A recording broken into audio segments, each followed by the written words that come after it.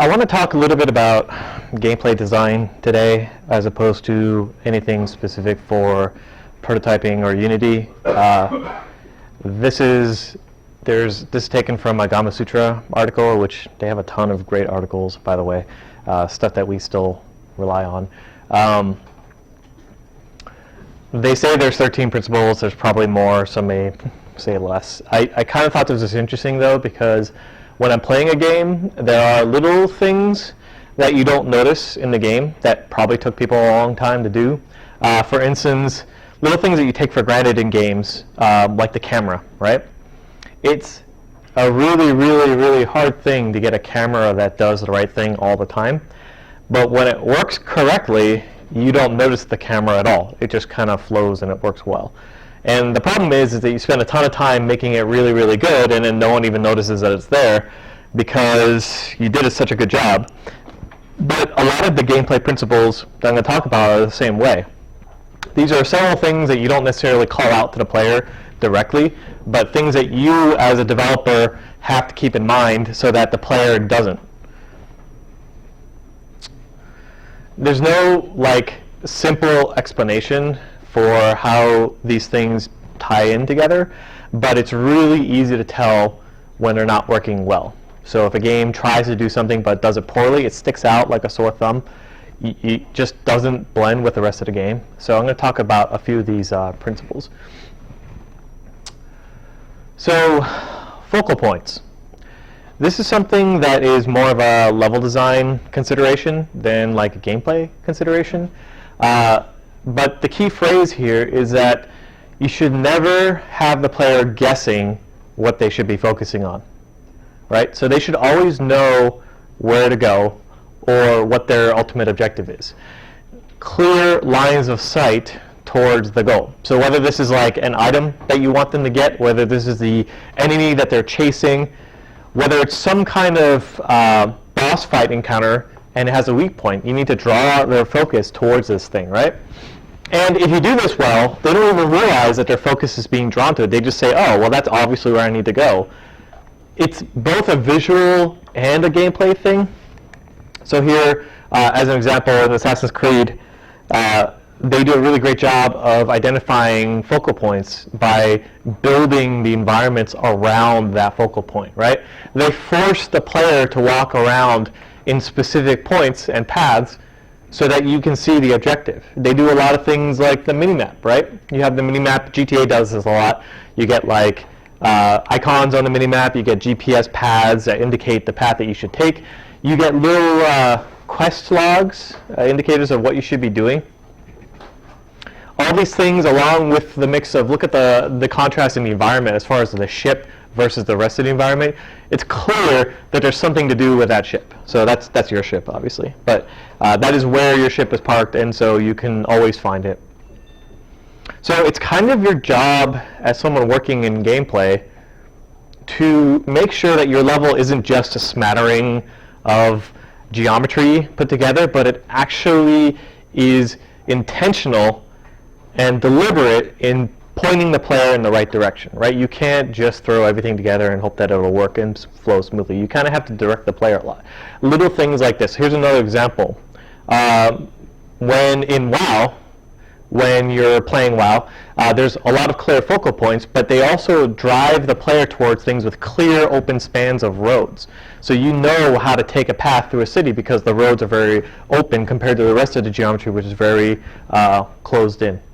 Little things like a texture that's slightly different on the road that shows you a path that you can walk on will help you also drive the player's focus towards their destination. So as far as system design is concerned, this is not about level design now. This is as a gameplay feature. You also want to make sure that your objectives are clearly defined, right? So here's an example from Final Fantasy XIV. Final Fantasy XIV is an MMO, obviously. It follows a lot of the same conventions as other MMOs in that there's a ton of crap to do in the game. So how do you tell the player what they should be working on? Well, you do things like quest logs, right? So there's a quest log here. You can work on them from top to bottom. You have little checkboxes telling you which quests have already been completed. You have a mini map that also shows you, again, the direction towards your objectives. You'll see a little icon that shows up on the edge of the map that can tell you where to go next. You'll also see on the enemies in the game that revolve around the quest, you'll see over their heads little details that tell you, hey, this guy, if you kill him, he'll help you towards another quest. If you remember in WoW, well, for those of you guys that played WoW, when WoW first came out, you were told to go collect like 4 boar entrails or like 3 lizard eyes or whatever, but you wouldn't know which enemies would give you those except by looking at their names. You'd have to match the name of what you're trying to kill versus the name that told you in your quest log. Now they've made it a lot simpler. Literally, all you have to do is look over at an enemy, and if you have a quest related to that enemy, it will show up over that enemy's name, so it makes it very clear what the focal point is. So that change was made to make it easier so that the player isn't spending time killing things that aren't related to a quest. So when I'm playing a game like Final Fantasy XIV, all I have to do is grab a bunch of quests, go out in the general area where those quests take place, and then look for enemies with little icons over their head that tell me that I need to kill them to actually progress. Okay? Okay, I want to talk about anticipation. This is something that is, I think, an underrated thing to do. You need time in your game to inform the player that something is about to happen. You should always factor in anticipation when you're designing events that happen in your game. Don't always like immediately trigger all the events. Give the player a chance to just figure out what the hell is going on first. Like, let them breathe your game a little bit. Here's a great example of a game that does this, right? Amnesia: The Dark Descent has this sense of anticipation where you are spotted by an enemy, and you know that he saw you, so you spend your time running and you try to hide around in a corner, and now all you can do is just wait for him to either find you, or maybe he'll get bored and not discover you and then walk away, right? So giving that sense of anticipation invests the player's time into your game. You give the player time to just kind of fill in the details for himself. Here's another example as related to system design, right? Not just levels are built around anticipation. Maybe there's like, if I go back to this example of Amnesia or any other game, you pull a lever and the elevator is coming down and you have to defend yourself before the elevator is available for you to open. Like Half-Life 2 does this. You pull the lever or the crank, power goes to the elevator, and now you're getting assaulted by zombies while you're trying to wait for that elevator to open up, right? Anticipation. It builds a sense of tension, which also rewards the player for investing time. So as far as system design is concerned, this is a big factor in weapons, right? You can make a weapon feel more powerful just by making the weapon take longer to charge, right? If, like a lightning gun or something like that, or a spell, if the spell like spends time charging up, you guys have seen Dragon Ball Z, right? They try to do this like all over the place. They spend full episodes building up a single attack. They live on this stuff, right? But they do this in games too. Like you see this in games that have like giant attacks.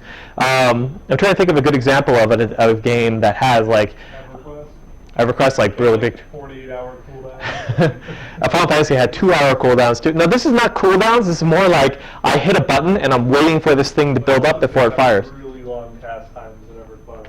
Yeah. Spells. The most powerful things have really long cooldowns, like days, but also have massively long cast times. Yeah. Well, here's another example. If you played Gears of War, right? They have a weapon in that game, which is a bow and arrow, but it's an exploding bow and arrow shot. So the thing is, you shoot your bow and arrow at a guy, you'll hit them, and then maybe a second later they'll blow up, right? So there's that like tension of like, I got you, I stuck you with my arrow, and now you're gonna die, but now I get to revel in the glory of what's about to happen. I can get my camera in a good position to see you blow up, right? So I can have that sense of anticipation. Another example is Halo, plasma grenades, right?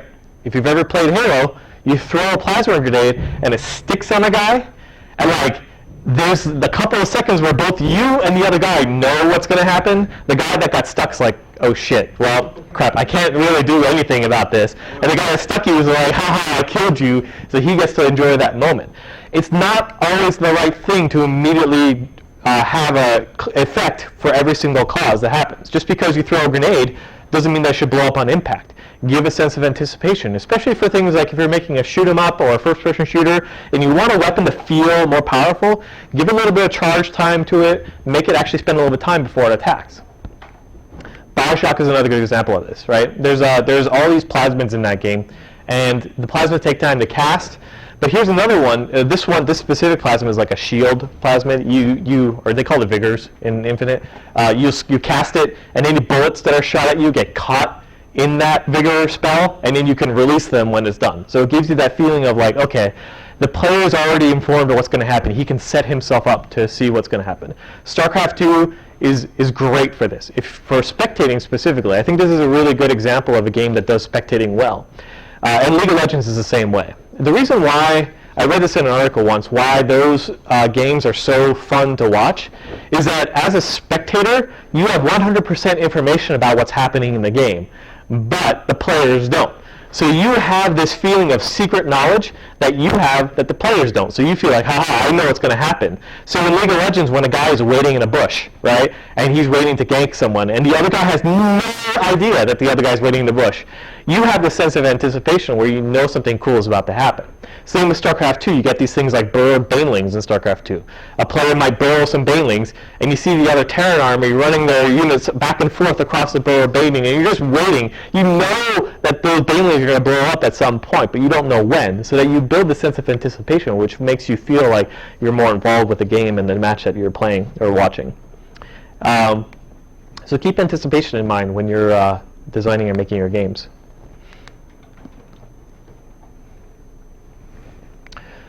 All right, so announcing change.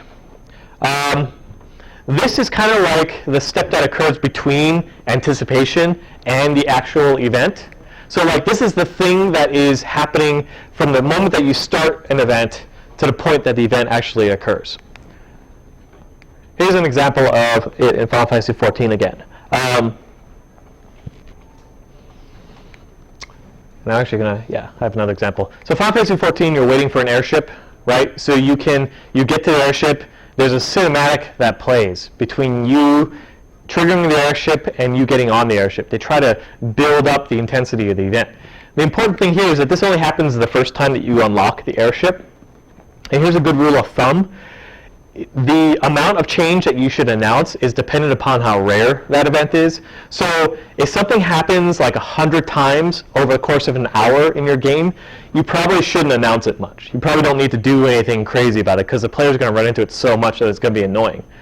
However, if it only happens like 5 times over the course of the entire game, let's say over like a 40-hour game, it's probably important to do something special for that announcement.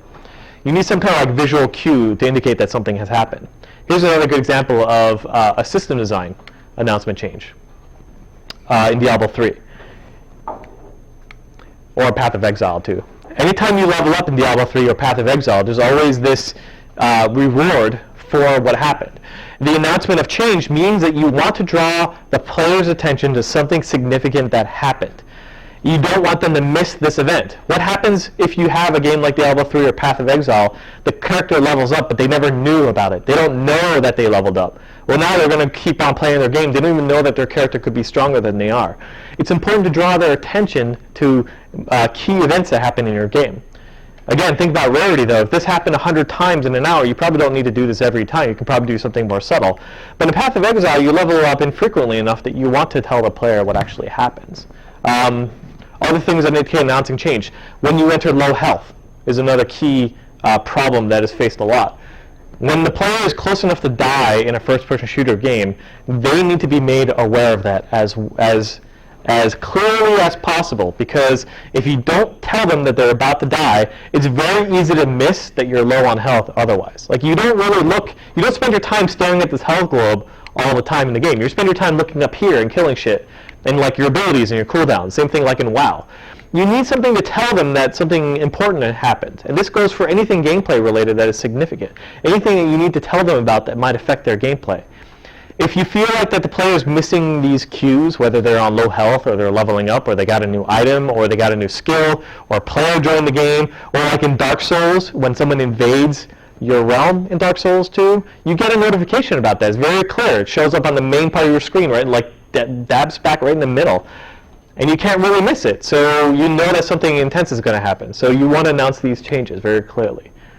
So think about this for leveling up events. Think about things like getting high scores. This is why achievements are so freaking popular. Like, significant events are what achievements are all about, or they try to be. A lot of times you get these really cheesy achievements, but like big, if you do something really cool and you get an achievement for it, that's another example of announcing change. Okay, believable events and behavior as far as level design is concerned. So things that are happening in your game should kind of behave in a way that the player would expect within the rules of your game. If you have a first-person shooter with realistic weapons against realistic enemies, and you have a barrel that doesn't move or doesn't react when you shoot it, and that thing is marked flammable, there is an unrealistic disconnect between what the player expects from your level and what the level is actually giving them. For example, in level design, put like little destructible objects, things that are revolving, or things that will actually fly away for like near exploding barrel. If you just had an exploding barrel by itself and the only thing that you see is particles for the barrel, it's not quite the same as if you had a ton of like debris and like crates and like other things that fly apart when you blow up that barrel. It makes it seem more believable, right? Half-Life 2 sets things on fire, which is awesome. Not only that, but they put all this cool shit around that can blow up too. So when the barrel blows up, he goes flying, he's still on fire, he goes ragdoll, that thing blows up, which causes another barrel to blow up, and then you see all these scorch marks on the wall. There's a correlation between the things that you expect as a player and the actual reality of what happens in the game, right? So think about every action and reaction that can happen in your game. Within the rules of your game, if you're making some kind of abstract platformer or some puzzle game, there may not be a lot of these believable events, but if you're making any kind of shooter that has a basis in reality, or even like an adventure game, like Path of Exile, it's kind of realistic. You expect things to react in a way that makes sense to you as far as the game is concerned.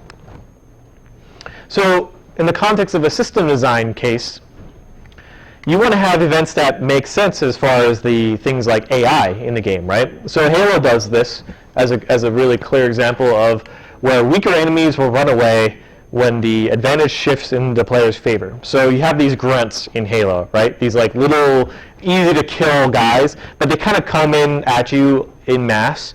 And they usually have like a commander or an elite nearby.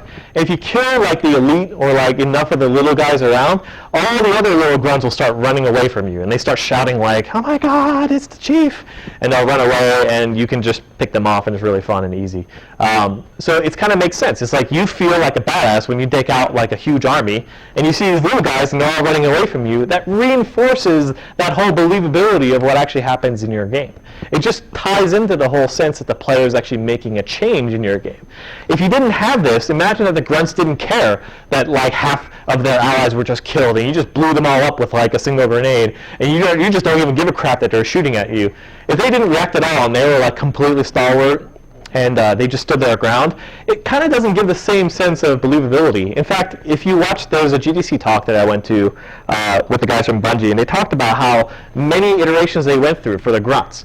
They started out with the grunts running away, but it was really kind of subtle. Like they played an animation, they didn't really like do much. They kind of just they walked backwards and they were shooting you while they were running away. It looked like a tactical retreat, and players just didn't get it. They didn't understand what was happening. They didn't tie the fact that you killed half their allies to them running away.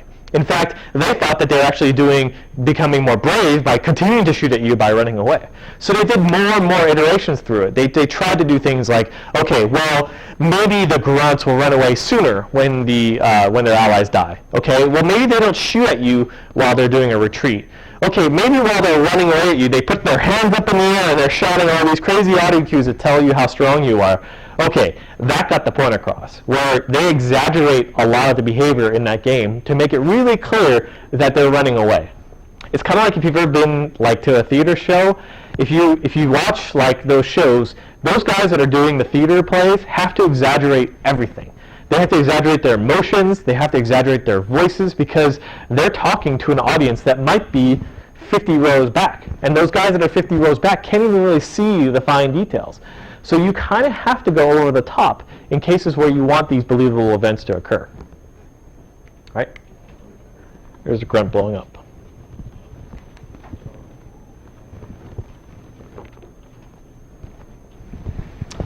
overlapping events and behavior. So you want the ability to have a lot of different things occurring at the same time. You don't want like one thing to happen and then another thing to happen like individually. You want there to be a sense of like real like dynamics that are occurring in your game. I bring up StarCraft 2. It's kind of a broad topic, but there's a lot of shit that happens in the middle of a StarCraft 2 or League of Legends game, right? League of Legends is a good example where you get a full 5-on-5 fight.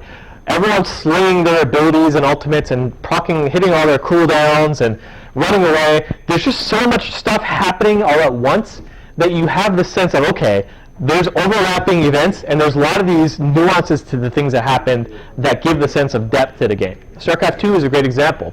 Like even in this screenshot by itself, there's siege tanks blowing up blinking stalkers that are going up a ramp. There's stalkers over here that are getting ready to reinforce. There's a bunker in here that's shooting at the stalkers with Marines. There's a lot of stuff going on at the same time. Sometimes you can overdo this really easily if you have too much, but you wouldn't, like this wouldn't really work in a turn-based strategy game. An example of a case that doesn't really do a lot of overlapping behavior is XCOM, the newest XCOM. XCOM is a great game, but this is an example of a case where you don't have a lot of these overlapping events and behaviors. It's up to you how much of this you actually want to add into your level, but keep in mind that it is something that you want to have the player take notice. As far as system design is concerned, right? This is the kind of stuff that happens before, like in example of football. All the audibles that you call, anything that you have movement behind the line of scrimmage where all the attackers and defenders are all like, the offense and the defense are all getting in position. There's a lot of stuff happening at the same time. There's overlapping events. Choose the right amount of events that you want to have overlap at a single time. You don't have to have everything take its turn, but you can have everything happen all at once as well. Physics. So this is talking both about like physics, like rigid bodies, but also about like gravity, how high the player can jump, how much they weigh, the size of objects in your level. When you're making a level and you have something like close to realistic physics, little things like making sure a hole in the floor is the correct size for its purpose will help a lot for the believability of your game. There's a game called The Ball, which is an old Make Something Unreal mod that won first place in like I think 2007, 2006, 2007 or something like that. And their game completely revolves around taking this physics-driven ball. You have a gravity gun, and you can push this ball around. And this ball, your ultimate objective is to get it into the hole at the end of the level. And the whole game is built around you understanding the physics of this ball when it comes into contact with various things. You know, anti-gravity rooms, rooms that have like things that you can roll over. All these things take into effect with regards to the level design because the level is built around the concept of physics of the ball. So it's kind of a simple premise, but you know, if you have physics in your game, make sure that your level is built around supporting that physics. Don't have a lot of stuff that fights your gameplay. Keep the physics in mind when you're making your game. Here's another thing as far as what system design is concerned. When you're driving a vehicle and it's hitting the edge of a wall, like stuff happens. You can't just ignore the fact that you have this 3-ton vehicle, maybe it's a truck that you're driving, scraping against a metal wall. You should have some kind of particle effects or physics that causes the vehicle to react to that concrete wall, right? Burnout does this a lot. Obviously, they highlight this a lot more than other games that do crashing, because the intent of Burnout is to crash your car into other people's cars, and thus you get points. But they push hard to make these physics as realistic as possible. You don't have to like, I'm not saying that you take the game physics that you're working on and make it as realistic as possible. I'm just saying that you need to keep the physics in mind. Don't suddenly have your game change the rules of physics completely without a good reason, right? Keep that in mind, what the gravity is of your game. It'll help the player become more comfortable and learn your game faster. Here's another thing as far as, this is not physics. This is some other topic. This is like environmental discussions. Making sure that the environment for your game also leads to the believability of it. For instance, when you're playing a game like, what is this? I want to say this is Far Cry, but it doesn't look like it. You have a game that takes place in a jungle. There's a lot of stuff that goes on in a jungle. Waterfalls, the sound of insects, birds. If you're near the ocean, there's waves that are happening. Audio plays a huge role in helping your game become more believable to the player. This is in conjunction with the physics of the game and the other reactions of the game. Like, you would expect that if you had something like a waterfall and you allow the player to jump into them, that the waterfall behaves differently, right? It causes the player to maybe react to the waterfall. Maybe you can't walk through it. Maybe there's a secret hidden behind the waterfall that you can't see.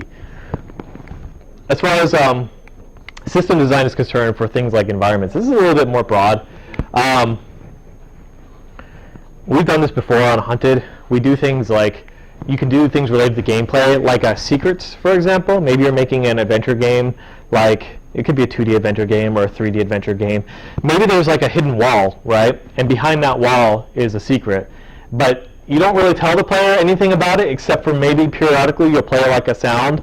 Like maybe you hear like the scraping of a prisoner, or maybe you hear like something like water flowing behind the hidden door. Doing stuff like that will help also make the player more interested in your game. Metal Gear Solid uses this to the fullest extent that it can. You hear guards. You can hear them when they fall asleep. You hear them when they're walking. You hear them when they're talking to other guards. You hear them when they spot you, or you can hear their audio cues when they lose you and they're not sure where you went, like when they go back to their patrol route. All these things tie together to give the player more ways to determine what's going on. It's like, give the player as much information as you can without physically like smacking them in the face with it. Like, they could have just said, like in Metal Gear Solid, when you get spotted, they play in a really big audio cue, the HUD changes, and the guards like are starting to chase you. They could have probably even done more than that, right? They could have probably shown like where the guards are on the edge of the screen. They could do very clear, detailed AI behaviors like over their heads. But they do like little things like, oh, you see Z's over their head when they're sleeping, right?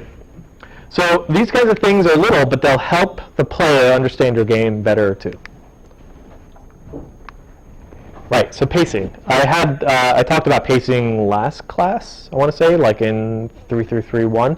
About how important it is to control the intensity of your game. I'm just going to reiterate that point here. Your level design has a huge part of that too.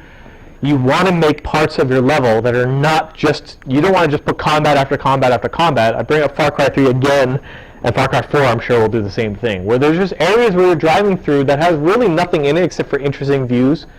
Maybe there's some like side quests where you can like hunt animals or whatever it is that you want to do, but there's clearly defined areas of combat and free play, just like GTA. GTA does this a lot. There's areas where you can run quests, and then there's areas where you can just drive around and steal a nice car or whatever it is you want.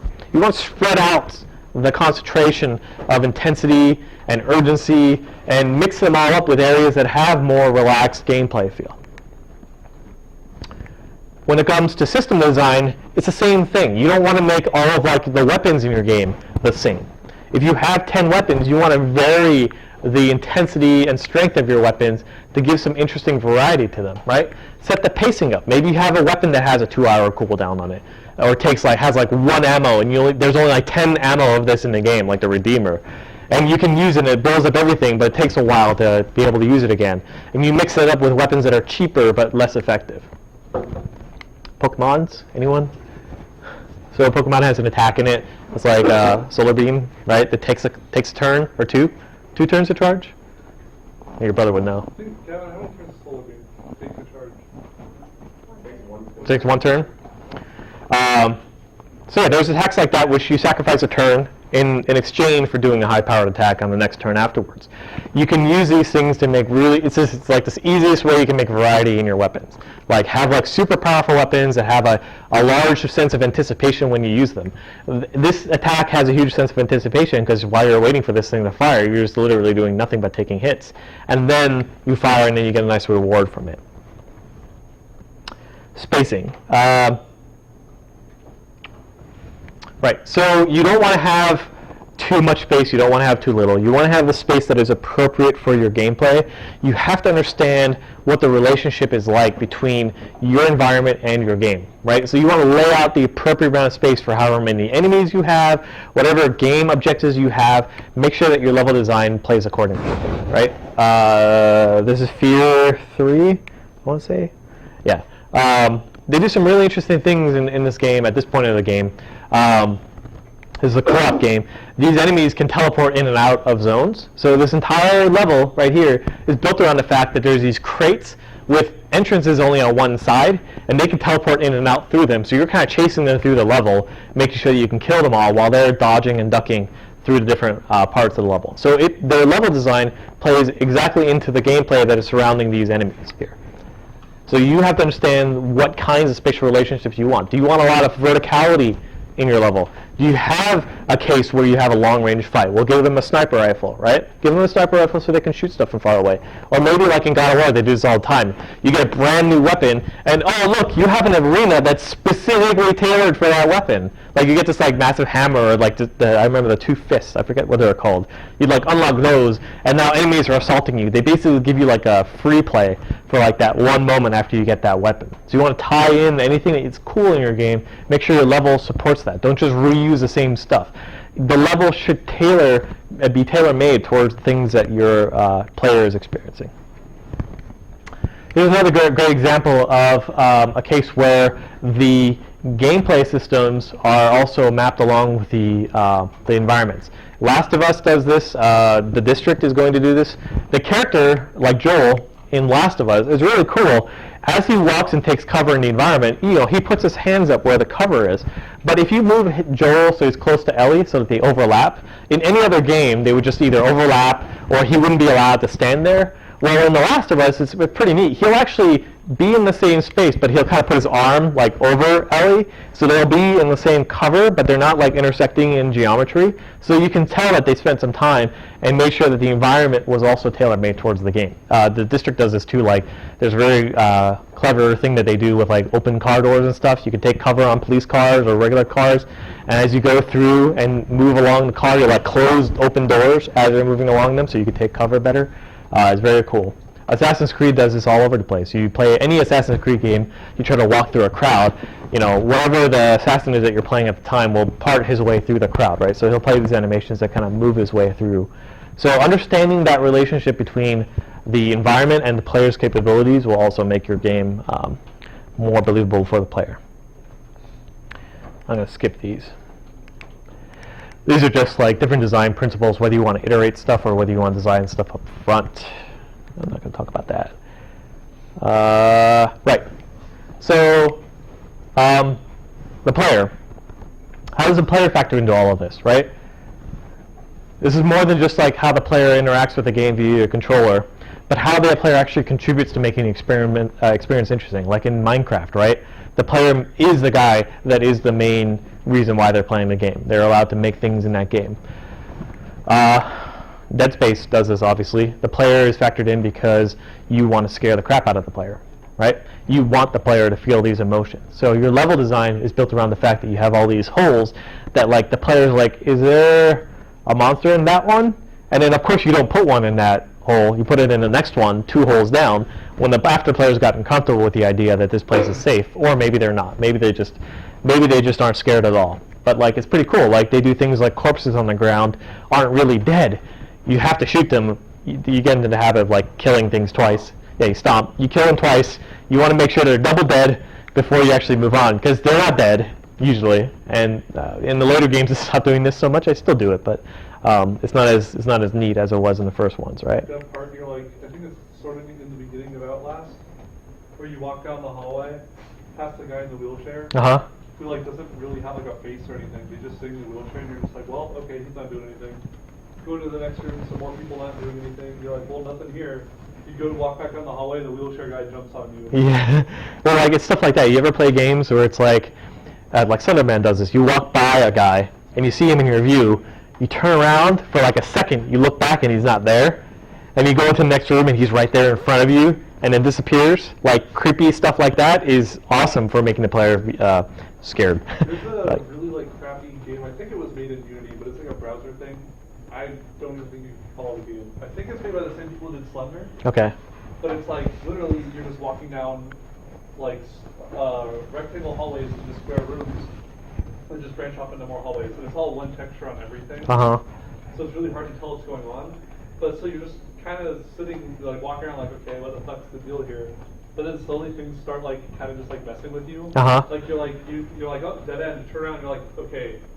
But since everything looks the same, you get kind of disoriented. So you're like, I don't know if the hallway disappeared or if I just turned the wrong way. Yeah. You start turning around, and then like sometimes you'll see what looks like a glimpse of something passing by the hallway, and then everything slowly starts getting more and more staticky the whole time you're playing. Yeah. And it's just like it's a really dumb game. There's fucking nothing in it, but I still like freaked out Yeah. at the end of it. It's funny, little things like that can go a long way towards making the player like evoke emotions. And you put some really creepy audio in there, darken the room, play headphones. What's that? When I played Nightmare House 2, there's a hallway scene where you get hit in the head or something, you wake up in a hallway that's just covered in blood. And you're going down the hallway and it's dark as shit. You can't see anything in front of you, your flashlight doesn't work.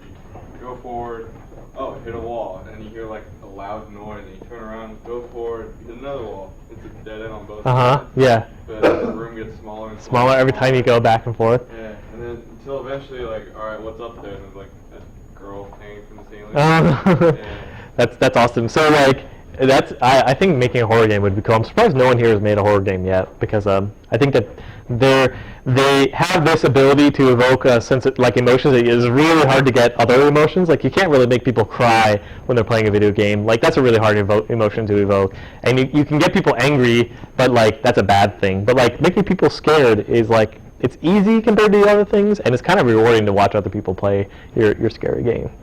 I want to talk about the system design as far as it comes to the player consideration too, because progression, it's a word we use at Blizzard a lot, which is like how does the player feel like he's getting empowered as he plays the game. This is obviously a very important thing for Diablo 3 and World of Warcraft. We talk about progression all the time, and we say like it's really important to make sure that progression is balanced so that they get this feeling of empowerment, but it doesn't turn into a feeling of, oh, everything's suddenly way easy. It's like a balance of like, okay, we're going to power you up, and you get to be really strong for like a little bit, and then we're going to kind of even you out, but then before you get like bored of it, we're going to power you up again, right? We're going to give you constant reward so that you feel like you're determined, and that you feel like that your character itself is getting stronger, right? You take any Metroid or Castlevania game, any Metrovania game, really. The entire game is built around this, right? You get to these moments where you're traversing through the levels in these Metrovania games, and you hit a wall, you hit some place that you can't traverse.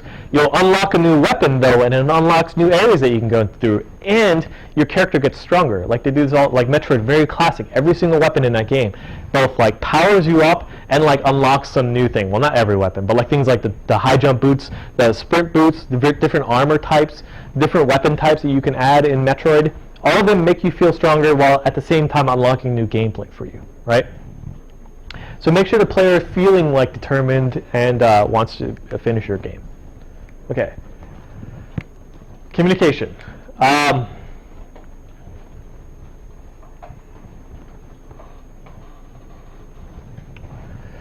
It's hard. This is a really hard thing to solve. It's a hard lesson to learn that people that play your game are not going to play it the way that you want them to. That just is a hard and fast rule. No one gives a crap about what you want them to play the game as. And this has caused a lot of designers some grief because they, in their minds, they know how the game should be played. And if only the player would play it that way, they would have the best experience ever. So it's the job of the designers and the programmers and the whole team, really, to take those ideas that the designer wants to convey to the player and communicate them effectively to the person playing the game. It's hard enough to communicate an idea to someone else that you're talking with using English. Like you have the direct line of thought from like your brain to theirs through the use of English. Now throw in a controller, video screen, enemies, just the consoles, you get a lot of layers in between the idea that you're trying to convey to the player, and now this problem gets a lot more complicated, right? You want them to travel in a specific direction. How do you get a player to go in a specific direction? You guys tell me, how do I force a player to go in a specific direction, right? He has the one with the controller. You could just hit pause and quit the game. You could just decide to not go in that direction at all. How many of you guys have fucked with the game before? Game tells you to go right, and you're like, no, I'm going to go left. Game tells you to do this thing. No, I'm not going to do what you tell me. I don't give a crap what you want. Stanley Parable does this. Like they build this game around the concept of the narrator is telling you should do this, and the choices that you make, whether you listen to the narrator or not, change the way the game evolves. So this problem is not an easy one to solve. This is a constant struggle. You want the player to do something specific in your game. That is your ultimate goal. You want them to either go in a specific direction or fight an enemy a specific way, or just don't grief other players if you're playing this game. I just want you to play together. It's a co-op game. Why are you guys screwing with each other? That's why they turn things on like friendly fire is off in a lot of co-op games. Because you know what? If friendly fire is on, the first thing I do in any co-op game is I kill my partner. I'm like, sure, that's just fun. I'm going to blow them up because they didn't want me to, right? They're like, this is a co-op game. So this is a big problem in Call of Duty and stuff like that. So this is a really tricky one to solve because there's no one easy answer. This is what making a game is all about. This is about, it starts from the very first thing that the player sees. How do I move around in the world? The player's going to start doing things that you didn't expect. Maybe the player has a 360 controller plugged into your game, and he uses that controller for everything he plays, and if your game doesn't support a 360 controller, then he's not going to play it. How would you know that you were supposed to support a 360 controller? You don't even have one. Those things are expensive. Why would you spend time developing it? But it starts with that, right? You have to take that into account. Maybe you don't support a 360 controller directly, but you remap some things about it. Maybe your keyboard gets remapped to it. Or you say, Binding of Isaac is a great example. They don't support controllers. Their main philosophy is fuck you, I'm not going to support controllers. I'm going to have you download an app, which is like Joy to Key or something like that, which remaps buttons. And that's just how they solve that problem. So Tomb Raider, I bring this up, they try to solve some of these problems through the use of things like QuickTime events, right? You ever played any game with QuickTime events? It's it sucks because you don't really there's not really anything interesting you're doing in a QuickTime event. You're just playing like DJ Hero or Guitar Hero. You're basically mapping the buttons to the time that they show up. But it eliminates some of those barriers of communication. You want the player to experience something. You want them to feel that tension.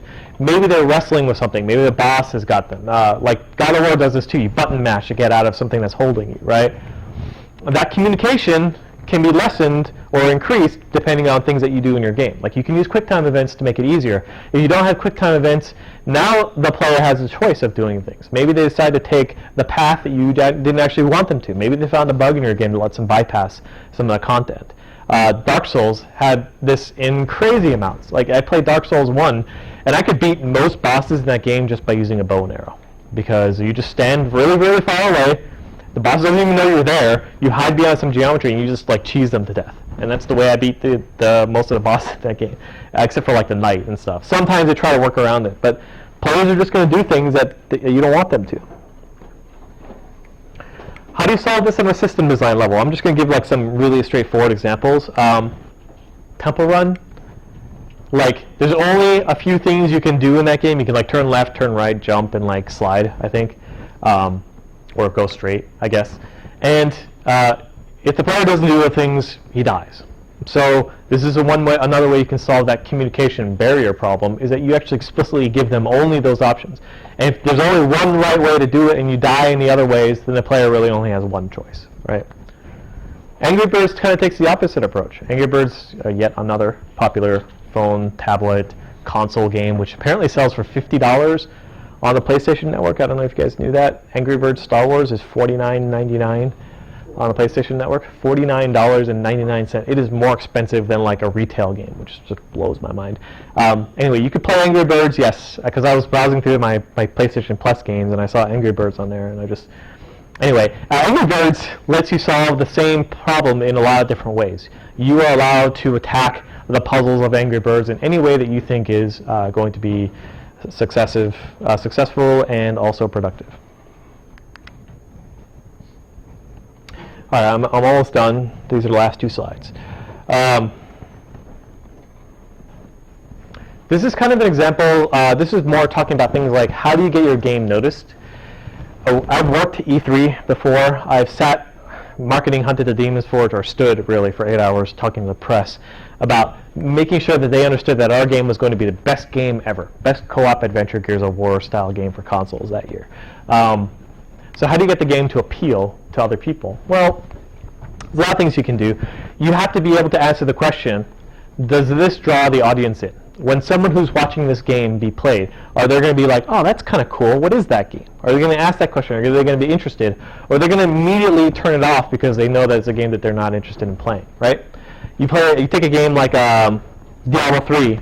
If you've never seen any game like that before and you watch someone else playing Diablo 3 and all that crazy shit is happening in the middle of the game where like you're blowing monsters up and things are going flying, it's kind of cool. It's like, oh, that looks like a fun game. I kind of want to try it, right?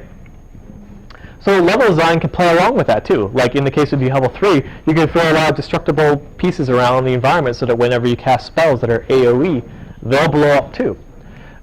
This is a great example of a scene in Uncharted where there's a mode where you're running away from this flaming, it's a truck, and then it catches fire like halfway through the chase as you're running away from this thing. It's not enough that this thing is trying to run you down. At some point it blows up and then starts running you down on fire, and you're still trying to like shoot at it. I don't know why. I just remember this thing being like, okay, what the hell is going on? It's like a scene from Crash Bandicoot. But you're running down these stairs and it feels intense. And anyone who's watching that game, that can be a highlight reel, right? Like you watch someone else playing that game, it's like, oh, that's kind of cool. The downside is that while you're playing this, you don't get to appreciate any of that. Like your main objective, like my focus when I was playing the scene was like right here. Like, cause I'm like, I just gotta like shoot this truck. I don't actually see anything that he's doing. I don't see any of the environments, but it appeals to the spectator, not to the player, right? And that's something that you can think about in your game too. How appealing is your game to people that don't know anything about it, right? Sometimes this is the job of a publisher. When we worked with Bethesda, they handled a lot of like the press releases. So they collected screenshots from us and they sent them out as a press kit, which could then be posted as an article. It's kind of neat to see your article up on Kotaku. Blizzard, we have our own press releases that we do, so we collect our own screenshots and stuff. But sometimes you'll either be doing it in-house or there'll actually be a team that does this for them, right? So system design can play into that, not just level design, but also like the actual appeal. I showed you guys that thing about camera shake, and then I showed you guys things about juicy. This is what it's talking about, right? It's when it comes to system design, though, it's also for the player. It feels more fun to be playing a game that has a lot of these considerations in them. And then I'll bring up Diablo 3. Diablo 3 uses superfluous camera shakes and crazy particle effects to sell the idea that this game is fun and interesting, right? So all of these principles combine to overall make the game more interesting on various levels. It's hard to think about all these things at the same time, but if you even just consider some of these ideas in your game and you didn't think about it before, it could help your game be better. All right, questions on any of that? Some of these things are kind of like not obvious. Some of these things come out like organically, like you're talking with your team and you'd be like, oh, wouldn't it be cool if it did this? Or, man, we should add some camera shake in them. Well, really you're trying to follow some of these design principles without maybe even knowing about it. So keep that in mind the next time you're working on something and you want to look up, you want to try to improve it in a way